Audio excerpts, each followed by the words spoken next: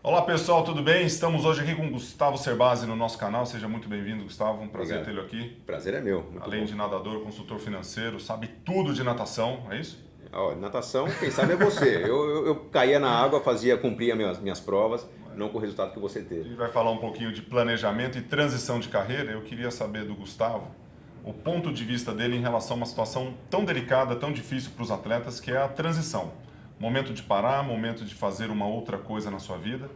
Depois de vários anos treinando, fazendo um trabalho que tem lá 15 mil pessoas batendo palma, ganhando medalha numa Olimpíada, estádios lotados com 50 mil pessoas ovacionando os atletas, você chega num momento muito crucial da vida que todos nós passamos, seja ele da parte entrando numa faculdade, saindo da faculdade buscando um emprego, numa aposentadoria, numa transição de carreira que seja, a gente enfrenta.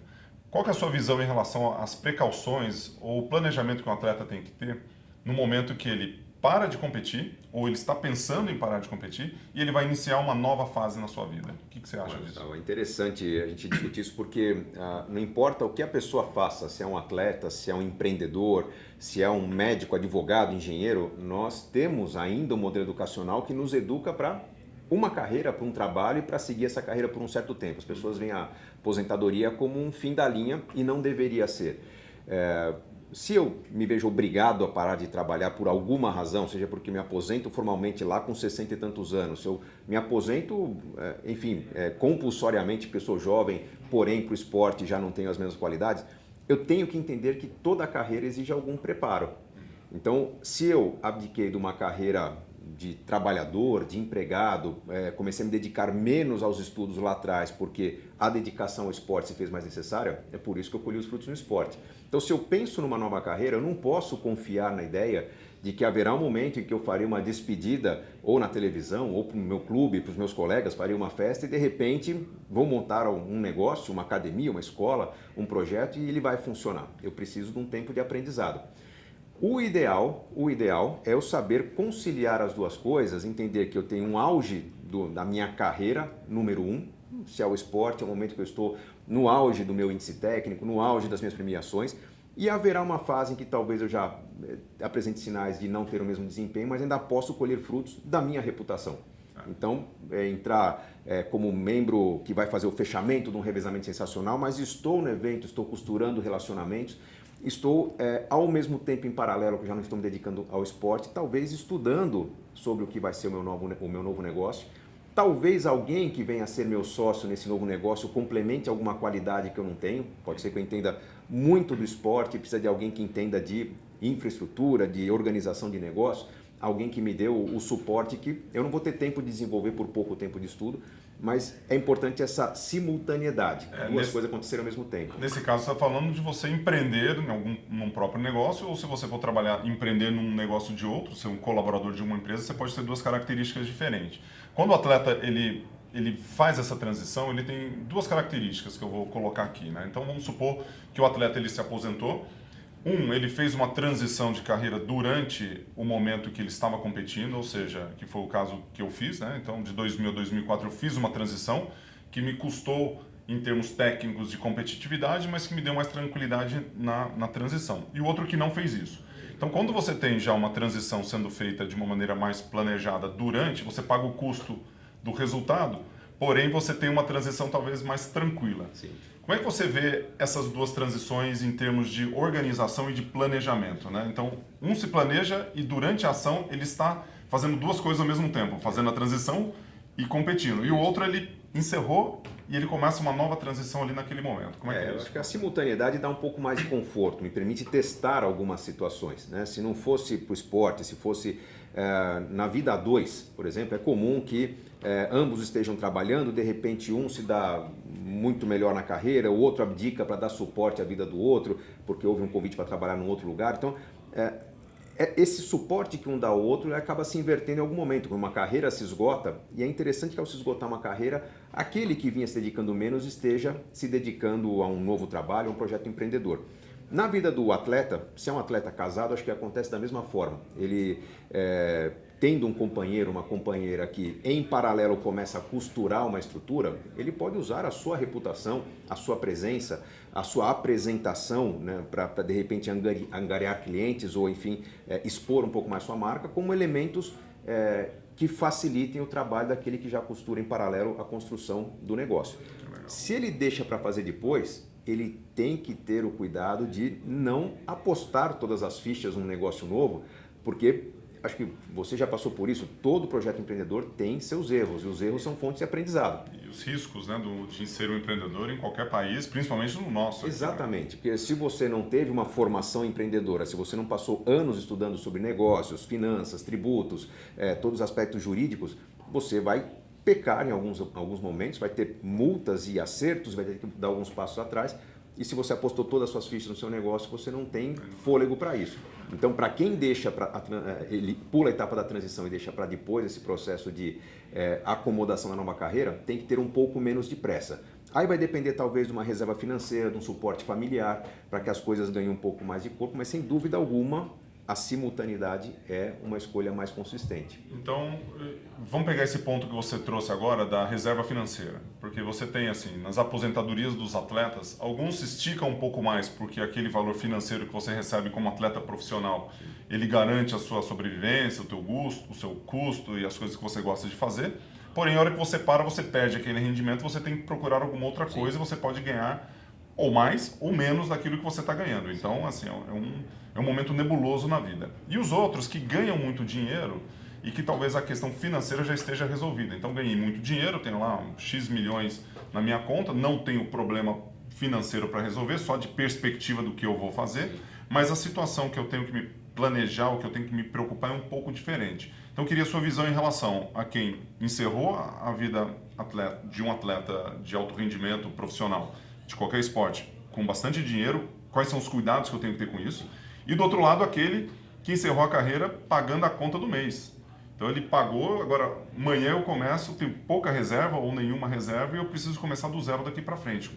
Como é que eu lido com essas duas situações? Bom, no fundo quem está numa situação que não tem reservas, na verdade já é não vou dizer que é um erro, porque pode ser que o esporte não tenha dado as premiações. Não assistiu seus cursos, não fez todo o planejamento que tem lá. Ou simplesmente o resultado que teve foi suficiente para ter uma vida minimamente confortável. Então, se não há esse conforto, há pelo menos a reputação, o desempenho. Isso deve ser usado a seu favor, né? De participar de competições de demonstração, de entender que pode se negociar um patrocínio, enfim, tentar construir aquilo que talvez faltou construir na fase de carreira. Ou até fazer um investimento em educação ou buscar uma nova carreira para que você consiga fazer uma outra coisa. Enquanto, em paralelo, se constrói carreira, porque isso que eu ia complementar, porque isso não dura muito tempo. Se você está no esporte, você tem sua imagem ligada ao esporte e você colhe resultados disso. Quando você está se desligando do esporte, a admiração pelo atleta, ela dura um certo tempo, até que eles deixem de aparecer na televisão, ou, enfim, deixem de aparecer nas competições.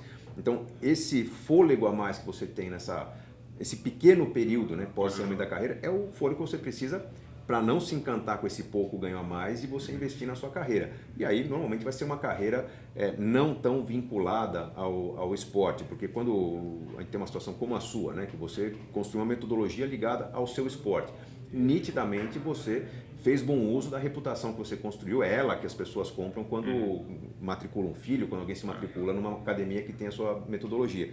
Quando a pessoa não conseguiu construir isso no esporte, provavelmente ela vai ter que construir uma carreira diferente daquela que teve, e aí vai decidir pelos caminhos que eu acredito que o melhor caminho é o que o coração mande, né? Eu gosto de lógica, eu gosto de artes, eu gosto de negócio. Dar treino, de dar aula, esse tipo de coisa. E aí o estudo é fundamental. E nesse sentido, então, é assim, se planeje, né? Faça um bom planejamento para que você não chegue nessa situação. Exato. E fique assim com a corda no pescoço para poder resolver vender o almoço para pagar o jantar. Então, um planejamento de 1, 2, 3 anos que antecedem a sua parada, que às vezes a pessoa é muito ruim na questão financeira, você deve pegar muita gente assim, né? Sem dúvida. Então, um excelente atleta, uma excelente pessoa, é ótimo para tomar um shopping, conversar, tal, treinar, fazer um esporte, dar resultado, só que na hora de guardar o dinheiro, a economia familiar ela está toda, né, estrangulada ali, tem problemas e aí não consegue... E não é diferente a situação daquele atleta que colheu ótimos resultados financeiros da Que carreira. aí seria aquele com a conta bancária recheada. Exato, ali, né? porque é aquele atleta que, enfim, tá com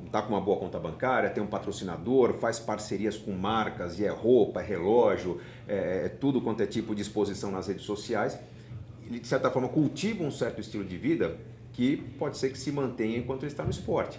Ele tem que tomar o cuidado de parar com muita calma, fazer as contas do quanto o patrimônio dele rende, com margem, com segurança, ele tem um perfil de investimento ali um pouco mais agressivo, fazer uma análise mais conservadora e ver no pior cenário se ele consegue manter o estilo de vida. Muitos vão falar, mas não tem problema, depois eu vendo um terreno, uma casa. O estilo de vida é crucial nesse momento. E é muito ruim esse momento da vida em que a gente tem um estilo de vida e tem que se desfazer dele para bancar as contas. Aí começa a nascer a frustração, eu gostava daquele carro, não tenho mais, eu gostava daquela marca de roupa, não consigo mais vestir. Essa ansiedade pode se transformar em depressão. Isso aliado à frustração de não entrar em campo, não entrar em quadra, não pular numa piscina e ser aplaudido, ganhar uma medalha. Adrenalina, exatamente. Todo o reconhecimento do esporte que já veio um dia, e o reconhecimento financeiro e as medalhas e os títulos, hoje, fora tudo isso, você ainda tem que encarar, entre aspas, a vida real. Né? Quantos amigos, entre aspas, nós não temos quando os holofotes estão todos acesos, né? De repente a gente se sente no vazio. Então, na prática, esse momento, né, em que há um patrimônio, não há mais a fonte de renda, não há mais a fonte de recompensa não financeira, é um momento para a gente se redescobrir, conversar com pessoas queridas, se aproximar da família, contas muito racionais, né, do que realmente deve ser desfeito nesse momento, para não tentar sustentar um estilo de vida que lá na frente não vai se pagar. Porque quando a gente insiste no erro e vê que ele não vai se manter, que surge a ansiedade, a depressão, a frustração e os problemas da vida moderna. Então, colheu bons resultados? Eu acho que uma autoanálise de simplificação do estilo de vida, para não faltar experiências, para se manter em contato com os grandes eventos do esporte, que sempre acaba sendo um momento de reconhecimento, de relembrar amigos, de reencontrar. Eu acho que as experiências ganham uma importância e as propriedades, os grandes ativos que geram custos, têm que ser repensados para, no mínimo, manter esse estilo de vida relacionado ao esporte. Muito bom, e a gente fala disso na transição de vida de um atleta profissional, mas serve para um gestor, serve para alguém que está se aposentando, serve para quem está mudando de emprego, um jovem de 30 anos indo para um outro emprego aos 35 ou 32. Exato. Não faz diferença, né? O estilo de vida, a forma como a gente gasta o dinheiro que a gente recebe é que nos determina se a gente tem ou não tem dinheiro. Se eu ganho 5 mil e gasto 10, eu tenho 5 de déficit ali, eu estou em dívida.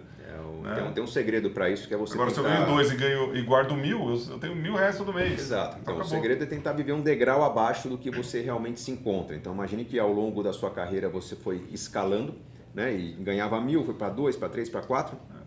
Imagine você está ganhando 4 e você tem um aumento que passa a ganhar 5. Se mantenha no 4, afinal sua vida se pagava com isso. Em algum momento vai de 5 para 10. Ir lá, gasta tudo e gasta 6, não? Exato. Você ganha 5 e gasta 6. Não, mas esse degrau a menos, se você está ganhando 5, vai para 10, você pode agora elevar o seu padrão para 5 e você tem sempre aquele ganho a mais que você passou a ter no auge da carreira como um fôlego para se preparar exatamente para esse momento de transição, para repensar a sua carreira e estacionar a sua recompensa no que seria o último degrau que você alcançou. É como se fosse um cestinho que você coloca coisas ali, vai guardando, você tem lá as suas economias, você faz um planejamento bom para que você tenha recursos no futuro, você pode gastar um pouco mais, não que seja custo fixo em outros momentos, é como se fosse, o esporte. É você treinar para dar um resultado, você vai guardando uma série de coisas para você gastar na hora da competição e vai equilibrando tudo isso. Um papo ótimo aqui. Legal. Mais algum comentário sobre esse assunto? Para simplificar a resposta, né, um lembrete importante, acho que o segredo para isso tudo funcionar é ter uma vida um pouco mais simples. Simples em termos de gastos fixos. Como que eu moro, como que eu me transporto, como que eu faço as coisas do dia a dia. A dica do livro. Qual que é o livro aí? A Riqueza da Vida Simples, está chegando no mercado agora. Isso. Que é justamente para que não falte dinheiro para as experiências, que é o que nos traz alegrias. Né? O que eu fiz no fim de semana, o que eu fiz para o meu filho, o que eu vou fazer para o meu futuro, são experiências que eu consigo ter se minha vida for um pouco menos sufocada para os gastos fixos. Então, simplificar é o caminho para viver melhor. Quando a gente fala a riqueza da vida simples, as coisas que são óbvias, mas que são difíceis de fazer, eu lembro até da época de treinamento para as Olimpíadas, que meu treinador ele ficava assim, ó, estica a mão, tá muito para a direita, para ele ficava assim 2 horas durante o treino falando para fazer um detalhezinho, que é a coisa mais óbvia que tem. O cara pegou PhD não sei aonde, estudou, tem 30 anos sendo treinador de alguma coisa e fica falando para mim, que sou um atleta olímpico, que vou para as Olimpíadas para eu fazer isso aqui. Coisa mais básica que tem, né? E é o detalhe que leva um centésimo de segundo para eu fazer o índice, para eu ter uma economia, para eu fazer para ter um caixa em casa, para eu poder fazer a viagem dos meus sonhos, ou conquistar as coisas. É o detalhezinho. Não né? é diferente nas finanças. Tá nos pequenos valores, aquele diferencial que você, ao perceber que eles existem, na verdade você não vai ficar deixando de beber sua água, de comprar sua revista, de fazer coisas que você gosta. Né? Sabendo quanto você gasta nos pequenos valores, você não ocupa o orçamento com alguma prestação de alguma coisa nova que você achava que caberia naquele orçamento. Então a consciência do quanto você gasta, a interpretação clara do seu orçamento, vai mostrar que ao longo do tempo você vai construir muito mais do que você poderia, simplesmente agindo por intuição. Sabe tudo. Prazer ter você com a gente aqui. Nas finanças. Nas finanças, na natação. Isso que você falou não tem a ver só com finanças, tem a ver com esporte, tem a ver com a vida, tem a ver com a família, tem a ver com tudo aquilo que você quer para o seu futuro. Então, é isso aí. Tá tudo ligado. Muito bom, Gustavo. Sucesso. Obrigadão. Valeu. Um abraço, turma. Tchau, tchau. E para saber mais sobre inteligência financeira, visite o canal aí do Gustavo Cerbasi, que tem tudo, mas tudo mesmo que você precisa para melhorar aí nas suas finanças. Grande abraço, turma.